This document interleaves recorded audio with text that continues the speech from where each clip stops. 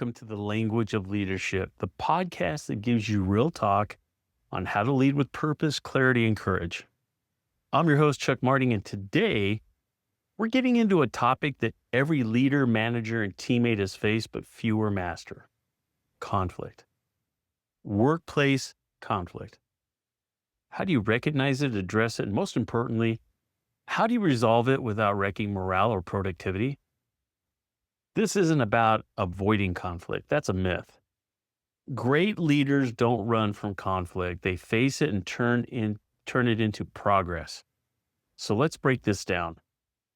Understanding conflict in the workplace is where we need to start, because conflict isn't just yelling matches or dramatic showdowns.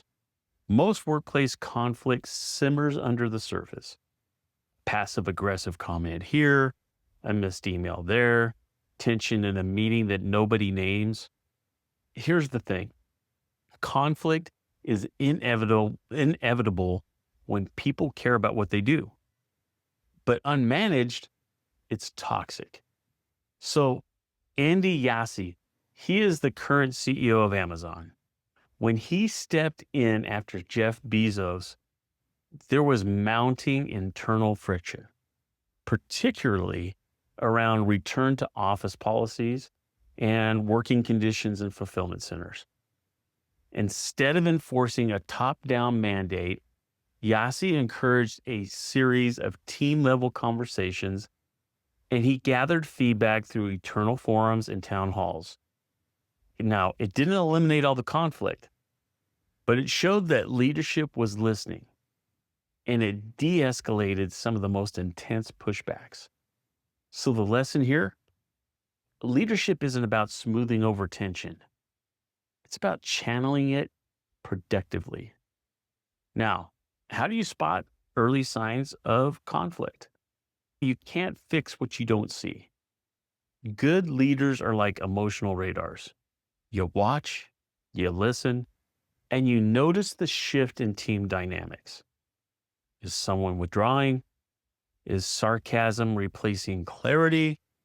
Are meetings more about turf than teamwork? Adina Friedman, she's the CEO of NASDAQ. She's known for emphasizing emotional intelligence among her leadership teams. When she noticed silos forming between tech and business operations, she addressed it with a cross-functional roundtable. This created early visibility into emerging friction and gave teams the tools to solve problems before they escalated. Now, the lesson here, observation plus dialogue equals prevention. So how do you address conflict head on? Here's where leaders either step up or they step out. Conflict doesn't resolve itself. Avoidance sends a signal that bad behavior is acceptable. Confrontation done right, though, that builds trust. So start with the facts, remove any blame, and stay curious. Use what I call the 3 C's. Clarity, which defines the issue. Context, which is understanding what's behind it. And conversation. Create a space for resolution. Now, Tim Cook at Apple, he had to face conflict around product direction and internal disagreements during the transition from iPhone-centric growth to services and sustainability. When top designers voiced concerns over creative constraints, Tim Cook initiated direct conversations and even realigned internal leadership roles to foster collaboration. So the lesson here, leaders don't control outcomes. They create the space for honest resolution. Now, mediating between team members, that's also a skill that leaders have to develop. Sometimes the conflict isn't with you. It's between team members. Your job isn't to pick sides, but to guide the process. So Here's a practical framework for doing that. 1, bring both parties in together. Number 2, you have to set ground rules. Respect, no interruptions. Let each person speak their perspective. Summarize the points of agreement and then outline the next steps. Melanie Perkins, she's the co-founder and CEO of Canva. She promotes a psychological safety as a top company value. When internal conflict arises between designer and engineering, she steps back and facilitates sessions where each group outlines their pain points, their priorities, and their pressures. These sessions are structured, they're non-judgmental, and they're outcome-driven. The result? Faster resolutions and stronger collaboration.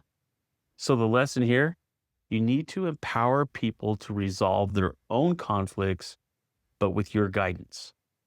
Now, there's also long-term conflict prevention. Prevention is better than cure. How do you build a team that handles conflict in stride? Set expectations around communication from day one. Make feedback a habit, not a surprise. You have to build trust through transparency and reward collaboration, not just results. Tristan Walker, CEO of Walker & Company Brands, built his company culture around radical openness. From onboarding to one-on-ones, new hires are coached in how to give and receive feedback. Such a cool story. Team retrospectives happen monthly in this company, and conflicts are reviewed for systematic fixes, not just surface level solutions. So the lesson there, a healthy culture doesn't eliminate conflict. It handles it constructively. So what to avoid when we're trying to address this? Let's talk about landmines, what not to do. First, don't triangulate. If you're talking to one person about another, you are part of that problem. Don't delay. Time rarely heals tension. Don't play therapist. You are a leader, not a counselor. Don't assume intent. Ask. Don't guess. Ellen Kuhlman, former CEO of DuPont and now the CEO of Carbon Inc., she talks openly about a time when unresolved conflict between divisions nearly tanked a partnership. After learning from that experience, she implemented a no surprise policy. Any issue that affected outcomes had to be raised within 24 hours, regardless of rank. That transparency avoided the political games that can kill innovation. So the lesson here, the cost of ignoring conflict is far greater than the discomfort of addressing it. Now, there are practical tools and phrases that you can use.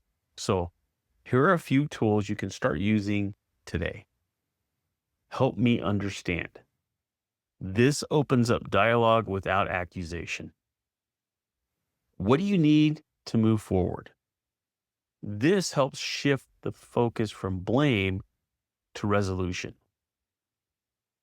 What would make this right for you?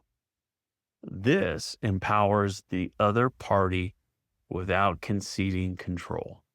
And let's agree on how we want to work together going forward. This sets new terms. Use team check-ins. Run retrospectives. Do anonymous pulse surveys. Make it easy for people to speak up early. Now, I've got some final thoughts on this. Conflict isn't the enemy. Guys, it's a signal. A sign that something matters. Something needs clarity and something needs leadership. You don't need to be perfect. You just need to be present. You need to be honest and be willing to lead through discomfort. So the next time you feel tension in your team, don't flinch. Lean in, ask the hard questions, and then listen like it matters because it does. Remember, leadership is a language, and every conflict is a chance to speak it with more courage, more clarity, and more heart. Thanks for tuning into the Language of Leadership this week. I'm Chuck Marting, your host, and until next time, keep leading forward. Take care.